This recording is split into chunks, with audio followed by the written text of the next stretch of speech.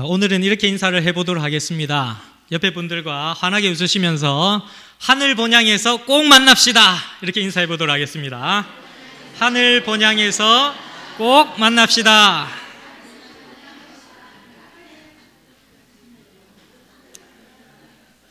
복된 안식일, 이렇게 하나님의 전을 찾으신 우리 성도님들 모두를 환영합니다. 오늘 이 아침에는 본향을 찾는 사람들이라고 하는 제목으로 하나님 말씀을 증거하도록 하겠습니다. 제가 처음 교회에 부임해서 딱 교회 딱 문을 여니까 현수막이 이렇게 딱 붙어 있어요. 박정근 목사님 부임을 환영합니다. 저는 어디를 가더라도 제일 먼저 처음 환영 현수막을 딱 걸어 놓은 것을 딱 떼다가 저희 집에 딱 제일 중요한 자리에다 놓습니다. 그리고 나서는 제가 그 교회를 떠날 때까지 그 마음을 가슴에 품고 살아갑니다. 정말로 어떤 생각, 저런 생각, 밤에 잠이 안 올 때, 이럴 때마다 이런 현수막을 생각하면서 나는 하나님께서 보내신 사람이다 라고 하는 그런 생각들을 가지게 되었습니다. 제가 부산 덕천교회를 4년 동안 목회를 하고 미국으로 유학을 갈 때 어느 집사님께서 그렇게 얘기를 하셨어요. 목사님은 비행기 타고 오셨다가 비행기 타고 가시네요, 그렇게 인사를 해 주셨어요.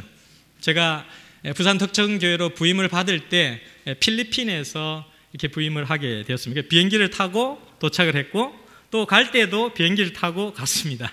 그래서 비행기 타고 오셨다가 비행기 타고 가시는 분, 이렇게 집사님께서 인사를 해 주셨는데 이번에는 비행기를 타고 왔다가 자동차를 타고 진주 솔밭교회로 갑니다. 그렇지만 하나님께서 더 큰 은혜로 갚아주셔서 그곳에서 정말 박 장로님이 얘기하신 것처럼 더욱더 훌륭한 목회를 할 수 있도록 여러분들께서 기도해 주시고 후원해 주시기를 간절히 기도드립니다. 성경 본문 말씀 히브리서 11장 13절에서 16절에 있는 말씀입니다.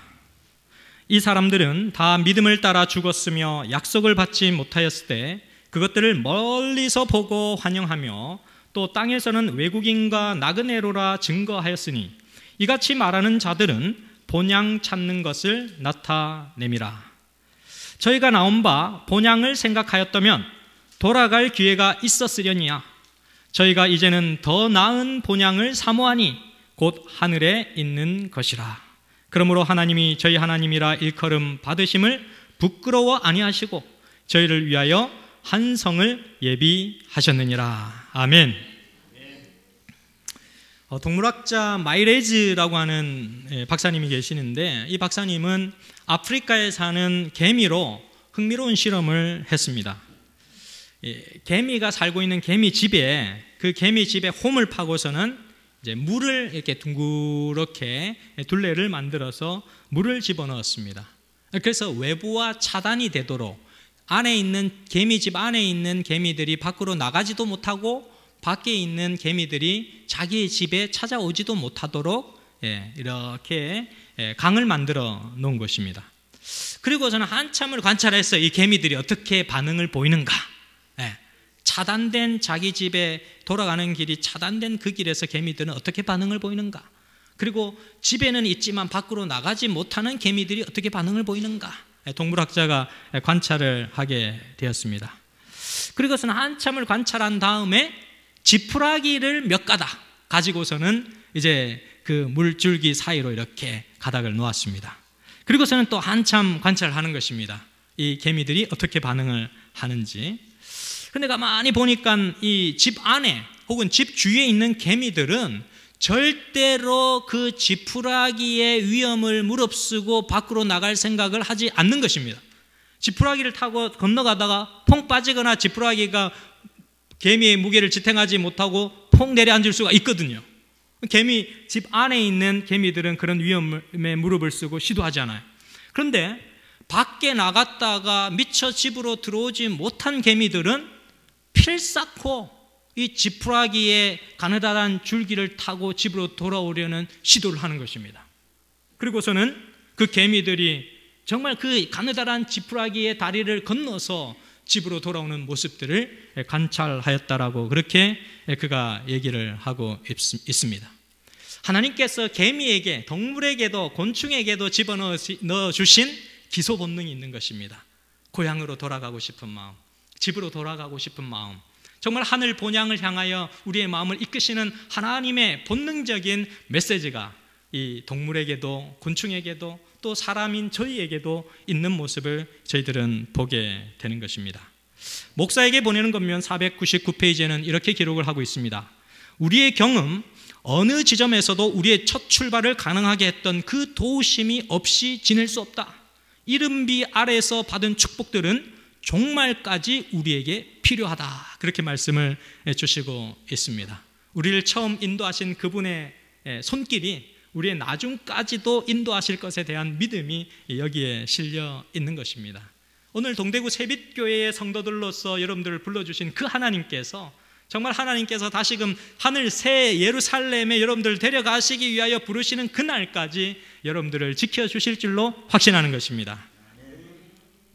오늘 본문은 창세기 50장 24절에서 25절에 있는 말씀을 보게 되는데, 24절에 보면 요셉이 그 형제에게 이르되 나는 죽으나 하나님이 너희를 권고하시고 너희를 이 땅에서 인도하여 내사 아브라함과 이삭과 야곱에게 맹세하신 땅에 이르게 하시리라 하고, 요셉이 또 이스라엘 자손에게 맹세시켜 이르기를 하나님이 정녕 너희를 권고하시리니 너희는 여기서 내 해골을 메고 올라가겠다 하라 하였더라. 아멘. 요셉은 여러분들 잘 아시다시피 형들의 미움을 받아가지고 이제 애굽으로 팔려간 그런 존재가 요셉입니다. 근데 그곳에서 훌륭하게 성장을 하였고 그곳에서 총리의 직분을 맞은 거대한 사람으로 성장을 하게 되었습니다. 요셉은 그런 강대한 나라에서 정말 특별하고 정말 각별한 대우를 받았습니다. 그런데 이 요셉의 마음 가운데서는 절대로 그가 그 애굽에서 뼈를 묻을 사람이 아니라는 사실을 그는 날마다 생각하면서 살아왔어요.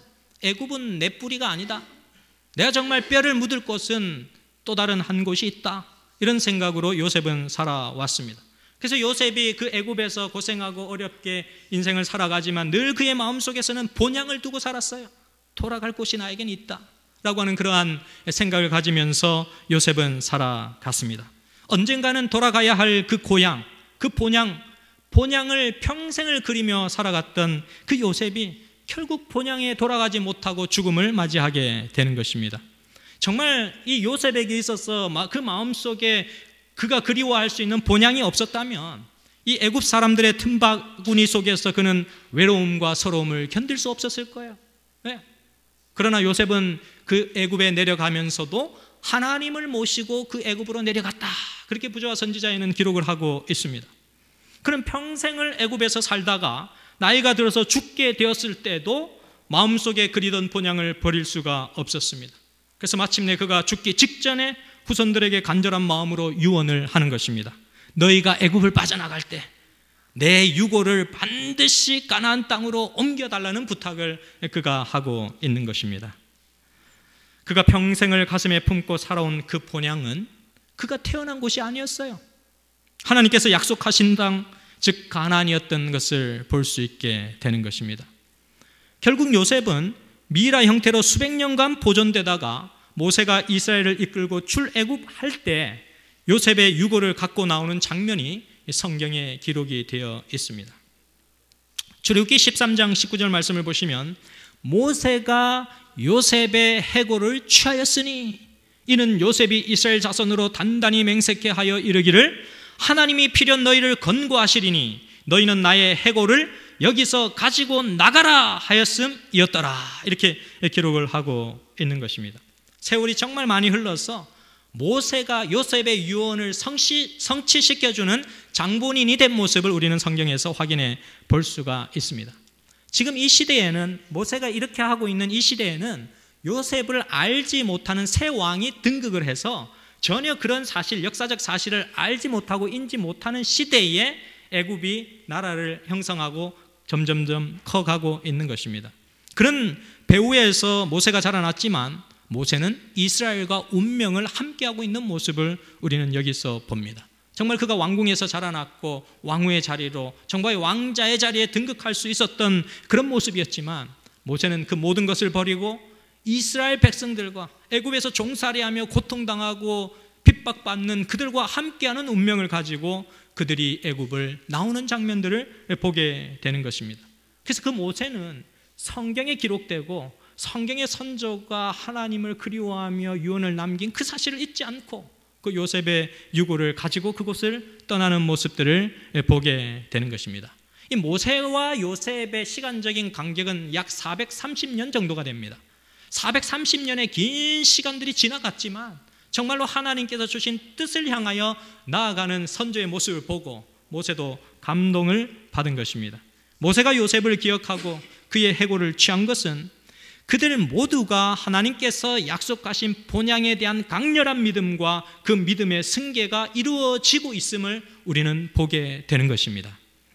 히브리서 11장 13절에서 16절은 이렇게 기록을 합니다. 이 사람들은 다 믿음을 따라 죽었으며 약속을 받지 못하였으되 그것들을 멀리서 보고 환영하며 또 땅에서는 외국인과 나그네로라 증거하였으니 이같이 말하는 자들은 본향 찾는 것을 나타내미라, 이렇게 말씀을 주시고 있습니다. 히브리서 11장에 기록된 믿음의 선조들은 그들의 삶의 환경이 어떻든지 간에 믿음을 따라 살기도 하고 믿음을 따라 죽기도 하는 모습을 보여주고 있는 것입니다. 본향을 찾는 사람들의 모습입니다. 그렇다면 이 본향을 찾는 사람들이 어떻게 살아갔는지 본문을 통해서 살펴보도록 하겠습니다. 첫째, 본향을 찾는 사람들은 믿음을 따라 살고 믿음을 따라 죽었다, 그렇게 성경은 기록을 하고 있습니다. 믿음을 따라서 살고 믿음을 따라서 죽는다는 것은 하나님의 약속을 바라보는 삶입니다. 아벨은 가인보다 더 나은 제사를 드렸다고 성경은 기록하고 있습니다. 그 근거가 무엇인지 아십니까, 여러분? 왜 아벨이 드린 제사가 가인의 아벨보다 더 나은 제사였습니까? 근거가 무엇이에요? 무엇에 기초한 제사를 드렸어요? 약속에 기초한 제사를 드렸습니다. 그가 죽었으나 그 믿음으로써 지금도 말하고 있느니라. 히브리서 11장 4절에서는 그렇게 얘기를 해주고 있는 것입니다. 약속된 것의 가치. 오늘 우리는 여기서 믿음이 무엇인지를 발견하게 되는 것입니다. 믿음은 맹신이나 환상이 아닙니다. 믿음은 뭉뚱그려서 그냥 상상의 세계에서 사는 것이 아닙니다. 믿음은 약속의 기초에서 능력 있게 사는 것이 믿음입니다. 하나님께서 나의 생애에 약속하신 것에 대한 철저한 믿음으로 살아가는 것, 그래서 그 능력으로 이 세상에 주어진 모든 환경들을 극복하고 승리의 삶을 사는 것, 그것이 바로 믿음의 생애입니다. 하나님께서 약속하신 말씀대로 순종하며 살아보았더니 길이 열리고 삶의 변화가 일어나고 내게 있었던 모든 문제들이 해결되는 진정한 능력의 모습으로 사는 것이 믿음의 삶이라는 사실을 우리는 본문 말씀을 통해서 확인해 볼 수가 있습니다. 에녹은 정말 360년간 하나님과 함께 동행하며 살았지만 죽음을 맛보지 않고 하늘에 승천한 사람입니다. 왜요? 약속의 삶을 살았어요. 매일매일 하나님과 함께 약속의 삶을 따라갔습니다. 내가 죽든지 살든지 나의 호흡이 끊어지든지 어떻게 하든지 내 속에 그리스도만이 영광을 받게 되리라고 하는 그런 확신을 가지고 에녹이 매일의 생활을 살아갔던 모습을 보는 것입니다.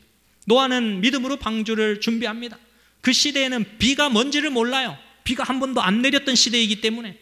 그런데도 불구하고 검은 구름들이 생겨나고 비가 올 것을 대비하여서 큰 방주를 준비하라고 하는 약속의 메시지에 근거해서 그가 방주를 준비하는 모습들을 보게 되는 것입니다. 그 약속의 방주를 준비하는 것은 주님의 약속 때문이었습니다. 사람들이 미쳤다 그래요. 제정신이 아니라 그래요. 왜 허구날 저런 큰 배를 짓고 있냐고 그럽니다. 그런데 뭐예요? 하나님의 약속에 근거하면 그 일은 분명히 일어날 것이니까 나는 준비를 해야만 한다는 것입니다. 아브라함과 사라가 창세기 12장에서 갈 바를 알지 못하고 본토 친척 아비의 집을 떠나는 모습을 보여줍니다. 근거가 무엇입니까? 하나님과의 약속입니다. 하나님께서 내게 명령하셨기 때문에 그 언약의 기초에서 갈 바를 알지 못하고 그 정들었던 친척 아비의 집을 떠나는 것입니다. 나이가 많아서 전혀 자녀를 잉태할 수 없었던 그런 조건 가운데서도 하나님께서 사라에게 자녀를 잉태하고 후손이 정말 모래알같이 많겠다, 하늘의 별같이 많겠다고 말씀하시니까 잉태하는 것입니다. 스스로 잉태하는 것이 아니에요. 하나님께서 언약하셨으므로 그 언약에 순종하니 하나님께서 자손을 주시는 것입니다. 철저하게 약속을 따라 사는 삶, 환경을 따라 사는 삶이 아닌 하나님께서 주신 언약을 따라 살아가는 삶이 믿음이라는 사실을 확인하게 되시기를 간절히 바라겠습니다. 이 사람은 넬슨 만델라라고 하는 사람입니다. 남아프리카 공화국 최초의 흑인 대통령이고 흑인 인권 운동가입니다. 정말 이 사람은 믿음을 따라 살고 믿음을 따라 죽은 인물 가운데 한 사람인데, 이 사람은 침례를 받은 제7안식 예수 재림 교인입니다. 그는 27년간 무고하게 감옥에 갇혀 있었지만 그가 대통령이 된 이후에 그는 용서와 사랑을 실천합니다.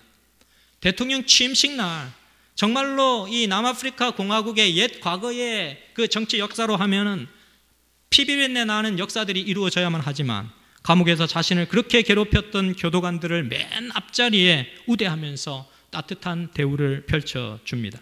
자신을 괴롭히고 핍박했던 아파트 헤이트 정책 위반자들도 불러서 대접을 하고 화해하고 용서하며 그리스도께서 나에게 베풀어 주신 하나님의 은혜와 사랑을 그들에게 얘기해 주는 것입니다. 끝없는 용서의 정신과 사랑으로 정말 역대 이래 역사 이래 없었던 나라의 번영과 화평을 이루는 모습들을 보게 되는데, 그것이 어디로부터 왔는가? 예수 그리스도로부터 왔다는 사실을 우리는 확인하게 되는 것입니다. 그리고 이제 그가 퇴임 후에도 정말 미련 없이 타보 렝키라고 하는 사람에게 대통령직을 물려주고 고향으로 가게 됩니다.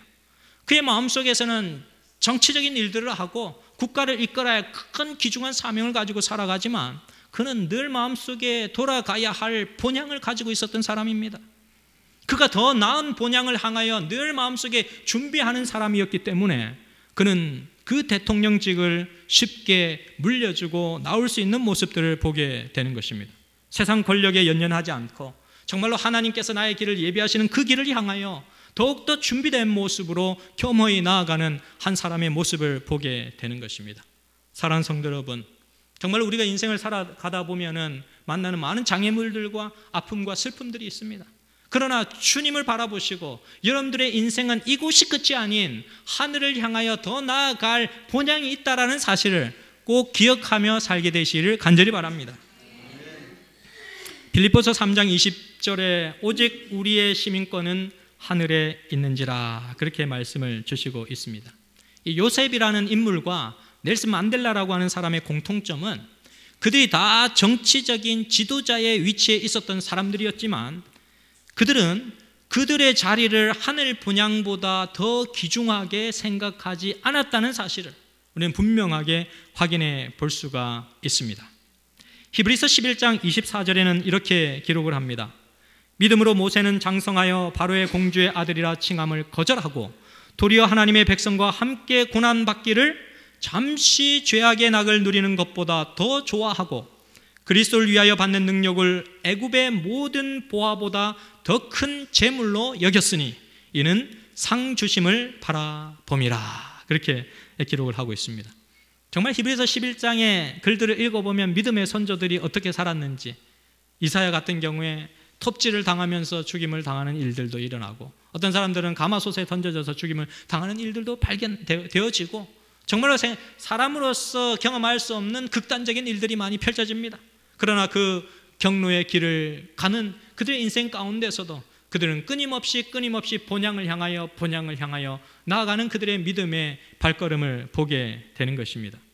가장 가치 있는 것을 얻기 위해서 덜 가치 있는 것을 포기하는 믿음을 가졌습니다. 내가 본향을 갈 사람이라면 정말 소중하고 정말 가치 있는 어떤 것을 얻기 위하여 덜 가치 있는 것들을 하나씩 내려놓을 수 있는 믿음을 갖고 살아가는 것입니다.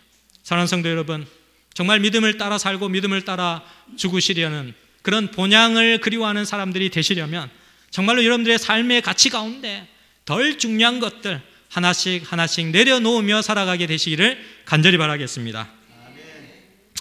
두 번째 메시지는 본향을 향하여 나아가는 사람들은 나그네 길을 걸어가는 사람들이라는 것입니다. 13절에 또 땅에서는 외국인과 나그네로라 증거하였으니 이렇게 기록을 하고 있습니다. 여기 외국인과 나그네 두 단어가 나타나는데 사실은 같은 말이에요. 단어는 다르지만 같은 말입니다. 예.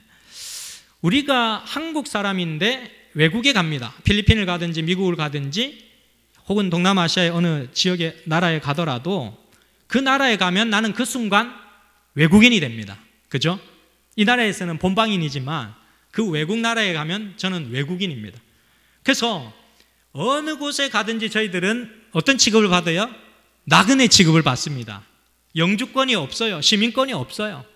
그러니까 거기에 잠시 머물다가 갈 사람의 취급을 받는다는 것입니다. 예. 그 나라가 주는 혜택들을 여러분들이 다 누릴 수가 없어요. 잠시 여행 왔기 때문에. 그런데 여러분들은 한국에서는 어떻습니까?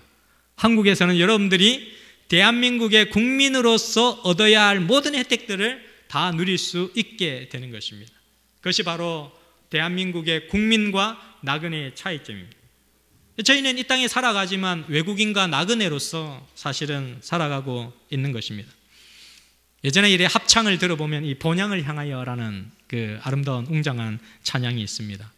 이 중고등학교 시절 때도 이 합창 찬양을 우리 같은 반 친구들이 막 부르는데 막 눈물이 나고, 정말로 우리가 하늘 저 본향을 그리며 살아야 되겠다 이런 생각들을 하게도 됐는데요. 이 세상 나그네 길을 지나는 순례자, 인생의 거친 들에서 하룻밤 머물 때 환란에 굳은 비바람 모질게 모질게 불어도 천국의 순례자 본향을 향하여, 이런 이 찬양을 들을 때 참 많은 가슴에 설렘이 있었습니다. 나그네 길을 걸어가는 사람은 욕심이 없어요. 그들이 승리의 삶을 살아갈 수 있는 가장 중요한 비결은 본향을 바라보기 때문입니다. 본향을 바라보기 때문에 내가 이 땅을 걸어가면서 축적해야 될 것들을 많이 쌓아놓지를 않습니다. 왜? 잠시 있으면 또 다른 여행길을 가야 되니까. 우리보다 먼저 나그네 길을 걸어갔던 이 믿음의 선조들은 아무리 거칠고 힘들어도 내가 가는 이 길이 영원이 아니다. 하룻밤에 지나지 않는다. 내가 가고 있는 이 길은 하나님께서 관여하시면 그냥 하룻밤에 끝날 인생이다 라는 생각의 가치를 가지고 있었다는 것입니다. 그래서 그들은 자기가 걸어가는 인생의 길 가운데서 고통스럽고 힘들고 아무리 어려운 일이 다가와도 나는 그렇지, 하늘 가는 본향길에 가는 사람이지, 그래서 그 과정 가운데 만나는 당연한 단계이지 라고 하는 것들을 생각하며 하늘 본향을 위하여 더 많이 준비되어지는 그런 모습들을 보이며 살아갔다는 것입니다. 사랑하는 성도 여러분, 여러분들도 또 신앙생활을 하시면서 또 개인적으로 또 학교에서나 또 직장에서나 사업장에서나 어디서나 만나는 걸림돌들이 있을 것입니다. 그때마다 여러분들 이 믿음의 선조들처럼 그렇지, 우리는 본향을 향해서 나아가는 사람들이지, 우리는 더 나은 본향을 향해서 가는 사람들이지 하며 인내의 길을 걸어가게 되시기를 간절히 바랍니다. 이 나그네의 특징이 한 5가지가 있는데요. 나그네는 첫째, 한 자리에 오래 머무르지 않는다. 나그네 눈총 받습니다. 두 번째, 머물러 있던 자리에 미련을 두지 않는다. 세 번째, 나그네는 소지해야 할 물건을 많이 챙기지 않는다. 간단하게 생필품을 챙겨야 됩니다. 네 번째, 길을 묻는 것이 습관화되어 있다. 외국에서 이렇게 여행 다니다 보면 어디가 어딘지 몰라요.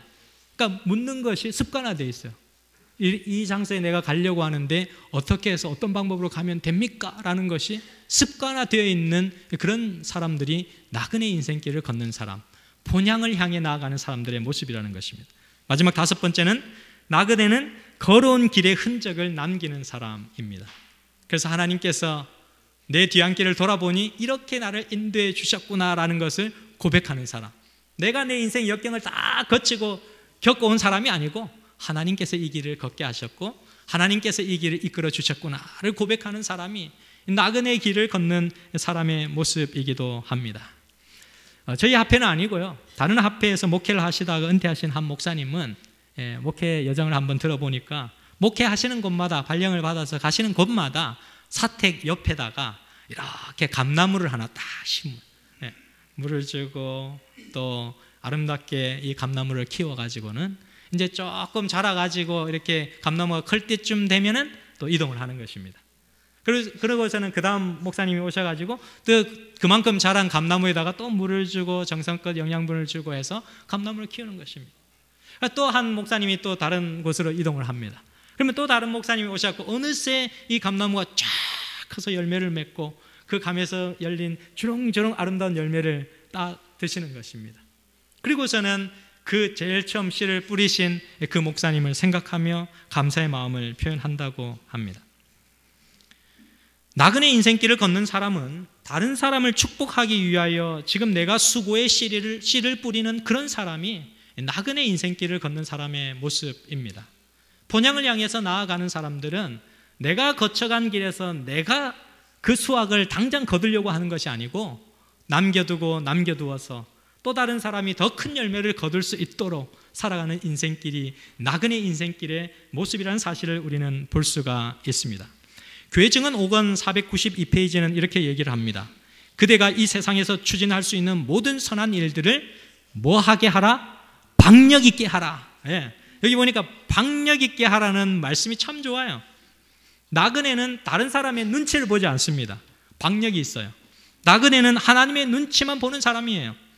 하나님께서 맡겨주신 소명이 무엇인지를 보고 그 일이 분명 하나님께서 나에게 맡겨주신 일이라는 확신이 들면 박력 있게 그 일을 하라는 것입니다.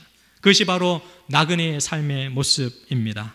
정말로 동대구 세빛교회의 직임으로 부르심을 받으신 모든 분들이 하나님께서 주신 이 사명을 부여잡고 박력 있게 하나님께서 주신 일들을 성취해 나가게 되시기를 간절히 바라겠습니다. 교회증언 5권 203페이지는 이렇게 기록을 합니다. 우리는 이 날이 우리에게 허용될 수 있는 마지막 날인 것처럼 경계하고 일하고 기도해야 한다 그랬습니다. 정말 나그네의 삶은 성실과 열심이 그 특징이 되어야 합니다. 나에게 주신 재능, 기회, 시간, 재물 이 모든 것들이 다 주님의 것이기 때문입니다. 그래서 정말로 하나님께서 우리에게 주신 이 시간의 날들이 영원할 것처럼 생각하지 마시고 이제 정말 내가 자칫 잘못하면 이 시간들이 금방 지나간다 생각하시고 정말 이 시간을 위해서 최선을 다해서 주님께서 주신 사명을 이루시는 그런 교회가 되시기를 간절히 바라겠습니다. 세 번째 본문이 주는 메시지는 본향을 찾는 사람들을 위해서 하나님께서 준비하신 집이 있다는 사실입니다.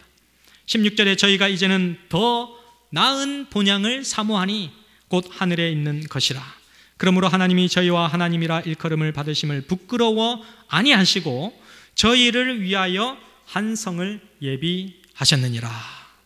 하나님께서는 순간순간 찰나를 선택하지 않고 그 찰나의 영광보다 영원한 것을 선택하는 그 분들을 위해서 더 좋은 집을 예비하고 계시다라고 성경은 얘기해 주고 있습니다. 그래서 약속을 따라 본향을 향하여 나아가는 사람들은 뒤를 돌아보지 않습니다. 애굽으로 돌아갈 생각을 전혀 하지 않는 것입니다. 왜냐하면 내가 가야 할 목적지가 뚜렷하기 때문입니다. 내가 가야 할 장소는 애굽이 아니라 또 다른 어떤 장소가 아니라 내가 가야 할 목적지는 분명하게 하늘 가나안이라는 사실을 기억하고 있기 때문입니다. 그래서 잠시 길을 가다가 광야길에서 지치고 힘들어서 물을 한 잔 마셔야 하기 때문에 잠시 그곳에 쉬다가 머무르다가 휴식 시간을 거치다가도 떠나야 할 시간이 되면 곧장 떠나는 것입니다. 왜요? 잠시 머물러 쉬고 있는 그곳이 목적지가 아니기 때문입니다. 우리는 주님의 재림을 고대하며 하늘 본향을 사모하는 사람들입니다. 사랑하는 성도 여러분, 이 세상에 너무 많은 시련을 너무 많은 어떤 집착을 두지 마시고 더 나은 본향을 향하여 주님께서 오시는 그날을 위하여 더 많이 준비하시고 관심을 가지시고 애를 쓰시고 더 많은 것들을 그곳에 투자하게 되시기를 간절히 바라겠습니다. 편지 28페이지 1897년도에 쓰신 글에 의하면 그리스도께서는 각 사람이 그분의 재림을 조용히 묵상하도록 자신을 훈련시키기를 원하신다. 그렇게 기록을 하고 있습니다. 여러분들께서 예수님 만날 날을 생각하며 묵상하면서 성경 말씀을 통해서 예수님 그분의 얼굴을 기억하며 환희에 찬 얼굴로 살아가는 것을 하나님 기뻐하신다는 거예요. 자기 자신이 그것을 훈련시킬 필요가 있습니다. 1986년도에 뉴욕 세계 마라톤 대회가 뉴욕에서 펼쳐졌습니다.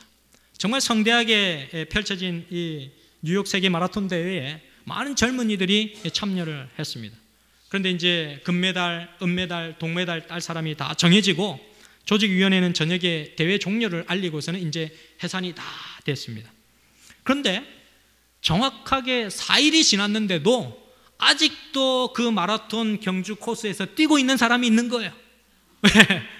다 끝나버린 대회가 끝났는데도 4일이 지났는데도 아직도 그 경기장에서 뛰고 있는 사람이 있는 겁니다.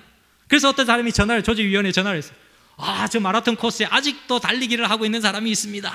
그래서 이 조직위원회에서 전화를 받고 달려가서 확인을 해봤더니 진짜 어떤 한 중년의 남성이 땅바닥에 기어서 가고 있는 거예요. 그 사람들이 볼 때는 걷는 것이 아니라 달리는 것이 아니라 기어가는 것처럼 보이는 한 사람이 있는 것입니다. 이 사람은 41세의 보브 윌랜드라고 하는 한 남성이었는데 그는 월남전에서 두 다리를 잃어버린 사람이에요. 다리가 없어요. 근데 어떻게 이 사람이 마라톤을 4일 동안 뛰고 있을까? 그래서 그 사람들이 가만히 살펴봤더니 이 두 팔꿈치에 가죽 보호대를 착용하고 두 팔로 달리고 있는 거예요. 발이 없으니까 두 팔을 의지해서 달리고 있는 것입니다. 그의 기록은 4일 12시간 17분 18초가 걸려서 그는 42.195를 달린 것입니다. 꼬린 지점에는 기자들이 와르르 몰려와서 그에게 인터뷰를 합니다. 그때 그는 이렇게 얘기를 했습니다. 인생은 어디에서 출발했느냐는 중요하지 않습니다. 인생을 어디에서 끝마쳤느냐가 더욱 중요합니다. 그가 그렇게 얘기를 했다고 합니다. 사랑하는 성도 여러분, 우리는 본향을 찾는 사람들입니다. 여러분 각기 출발점은 다 다릅니다. 그러나 우리가 끝을 향해서 나아가고 있는 사람들이고 정말로 본향을 향하여 끝내는 그 본향에 도달할 사람들이라는 사실을 꼭 기억하시면서 날마다 끝을 향하여 나아가는 그런 여러분과 제가 되기를 간절히 바라겠습니다. 여러분 1983년도에 KBS 이산가족 찾기에서 TV 생방송을 했었던 이산가족을 찾습니다 라고 하는 그런 프로그램 기억하십니까? 35년이 지난 지금도 제 어렸을 때의 기억이 생생하게 기억이 납니다. 6.25 전쟁 33주년을 맞이해서 1983년 6월 30일에 방송된 그 KBS에서 단 하루만 기획한 그러한 방송이었습니다. 그런데 그날 당초 한 850명만 하려고 했던 그것이 신청 접수가 계속해서 불어나면서 13일 동안 그 신청 접수가 이어지고 급기야는 10만 952건이 접수되어 가지고 전국의 국민들이 열광하며 그 보도를 보게 되는 그런 일들이 일어났습니다. 그래서 전 국민들이 이 TV를 지켜보면서 정말로 잃어버렸던 사람, 정말로 보고 싶었던 사람, 정말로 헤어졌던 그 아들과 딸들을 다시 보기 위하여 발버둥 치며 연락하는 그런 모습들을 보면서 전 국민이 눈물을 흘렸던 그러한 기억들이 있습니다. 이산가족 찾기 프로그램으로 정말 한때 여의도 광장이 마비가 되기도 했습니다. 사람들이 다 몰려와서 가족을 찾겠다는 것입니다. 고향은 헤어졌던 가족들이 다시 그 얼굴을 보며 기뻐하는 곳입니다. 우리가 하늘 본향에 이르게 되었을 때 정말 진짜 아버지, 정말 진짜 내 인생을 이끌어 주신 그분을 그곳에서 우리는 꼭 만나게 될 것입니다. 여러분, 혹시 내가 그 하늘 본향에 가면 너무 자리가 비좁지 않을까? 내가 괜히 가갖고 다른 사람도 못 오게 만드는 거 아닐까? 이렇게 절대 생각하지 마시기 바랍니다. 왜요? 하늘나라는 어떤 곳이기 때문에? 정말 넓은 곳이기 때문에 그렇습니다. 성경은 하나님께서 본향 찾는 사람을 위해서 뭘 예비하셨다고요? 집을 예비한 게 아니라 성을 예비하셨어요. 한 성을 캐슬, 아주 큰 캐슬을 준비하셨다고 얘기하고 있는 것입니다. 네. 저희 고향집에 가면 집이 그렇게 크지 않습니다. 그런데 저희들 가족들이 다 모이면 23명이 모입니다. 23명이 모이지만 그곳에서 다 잠을 자는 거예요. 부모님 집에는 우리가 누울 자리가 있는 거예요. 하늘 본향은 더 넓어요. 하나님 가슴은 더 넓기 때문에 여러분들 한 사람 한 사람 결단코 그 하늘 본향을 포기하지 마시고 여러분 모두가 그 하늘 본향에서 다 만나게 되시기를 간절히 바라면서 말씀을 마치도록 하겠습니다.